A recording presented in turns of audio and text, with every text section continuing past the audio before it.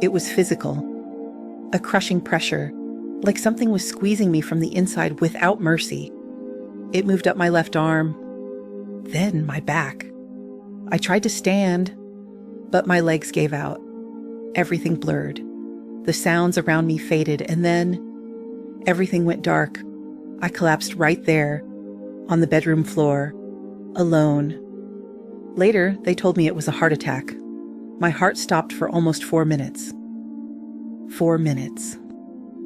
But what I experienced during that time has no medical explanation, only a spiritual one. And this is where words start to fail, because what comes next, it's not something you can easily explain, not with logic.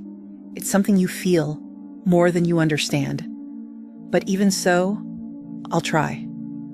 For anyone who needs to believe that there's something beyond this life. I don't know exactly when, but suddenly, everything went completely silent. A silence so deep, it didn't bring fear, it brought relief. It felt like the weight of the entire world had finally been lifted off of me. When I realized it, I was outside my body. I saw myself lying there on the bedroom floor, my arms stretched out, my face pale, but I felt no pain, no cold. I only felt light. It was like I had become air, like there was no longer a boundary between my body and everything around me. And then the light appeared. It didn't just show up suddenly. It grew. It bloomed like a sunrise from within. A living light, warm. But it wasn't just brightness. It was a presence, a consciousness that was calling me, that knew me, that loved me. In a way I had never felt before.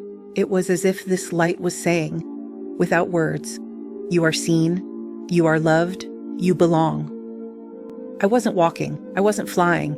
It was like, being carried by love itself. So tender, so gentle, and then, in the middle of that light, he appeared. Daniel, smiling, standing there and waiting for me, with his arms wide open. But there was something different about him. It wasn't just his beautiful face, his messy hair, or the way he looked at me. It was peace. A peace so deep, so complete, that just by looking at him, my heart felt whole again. I wanted to run. I wanted to hold him, to cry, to beg him to never leave me again. But I didn't need to say anything.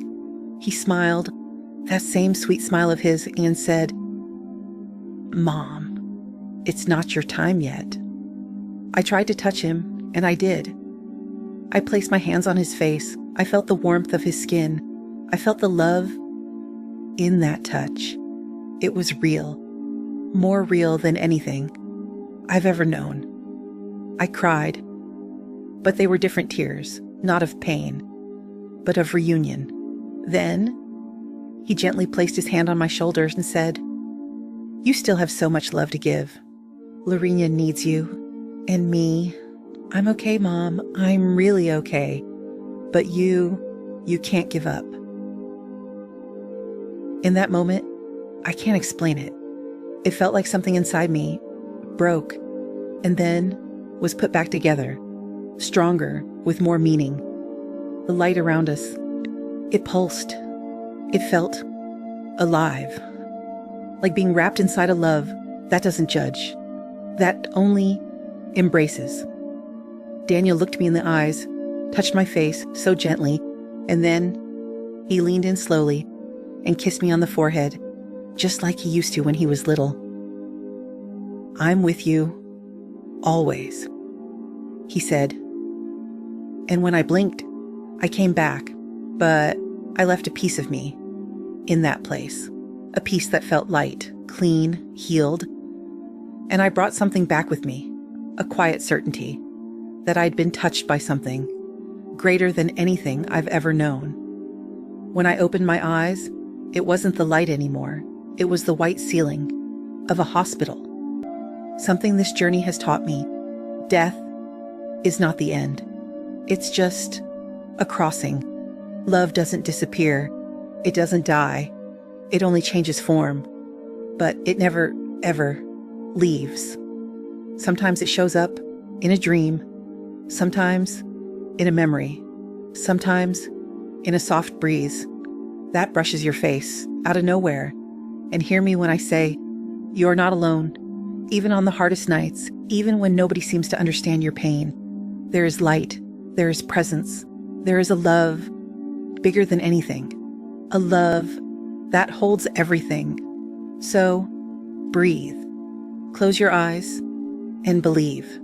Life doesn't end here. It simply changes form. And when the time is right, we will meet again.